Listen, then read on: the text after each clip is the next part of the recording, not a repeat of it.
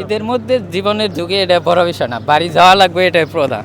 যাবো ঈশ্বরদীর, না টিকিট পাই নাই। টিকিট থাকতেও সাথে যাওয়া লাগে, এটা তো বাংলাদেশে খুব খারাপ একটা পরিস্থিতি। টিকিট কাটছি কিন্তু অন্য ট্রেনে টিকিট আছে, লিগাল ট্রেনে। হ্যাঁ, আমি যাবো টাঙ্গাইলে। না, ভয় লাগার কিছু নাই, বাড়ি তো যাওয়াই লাগবো। যাতায়াত ব্যবস্থা তো ভালো না, ধরেন চান্দরা গিয়ে জ্যামে বসে রইলো 2-3 ঘন্টা, রোজা থেকে জ্যামে একটা হয়রানি না। আমাদের যোগাযোগ ব্যবস্থায় তো ঠিক নাই, আর তো অনেক যাত্রী আছে, সবাই তো অপরিচিত।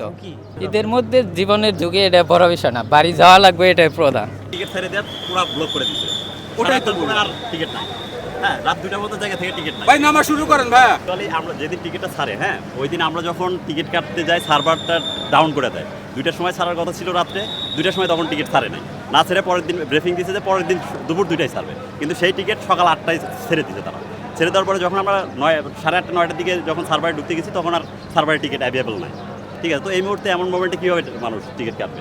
এখন যে প্রতিবন্ধকতা হচ্ছে সেটা হচ্ছে যে ঈদ একটা আমাদের আনন্দের বিষয়। হ্যাঁ, এখানে সবাই যার যার মায়ের টানে বা পরিবারের টানে, ঠিক আছে, দেশের বাড়িতে যাবে, যে কোনো ওয়েতেই হোক, কষ্ট করে হোক বা যেভাবেই হোক যাবে। তো সেই ক্ষেত্রে আমার মনে হয় যে এখনকার বর্তমান যারা এখানে প্রশাসনিকভাবে যারা কর্মরত আছেন, ঠিক আছে, তারা সার্বিক সহযোগিতা করে সবাইকে যাতে ভালোভাবে পৌঁছাতে পারে। এখন ছাদের উপরে যাওয়া সম্পূর্ণ নিষেধ, কিন্তু দেখা যায় যে বাংলাদেশের যে সিস্টেমটা বা বাংলাদেশ রেলওয়ের যে সিস্টেমটা, আমরা কিন্তু মানুষকে, সাধারণ জনগণকে সেভাবে সার্ভিস দিতে পারি না, যার জন্য আমাদেরকে বিকল্প পদ্ধতি বেছে নিতে হয়। ঠিক আছে, তো সেই ক্ষেত্রে আমি বলবো যে অবশ্যই বাংলাদেশ রেল স্টেশনের আরও একটু ডেভেলপ হওয়া দরকার, যাতে ঈদের সময় বা এই টাইমিংগুলোতে যাতে কেউ রিস্ক না নিয়ে ছাদে না যায়। ঠিক আছে, এই পরামর্শই আমি সাজেস্ট করবো। দেশে দেশে সবার সাথে দ্য নিউজ।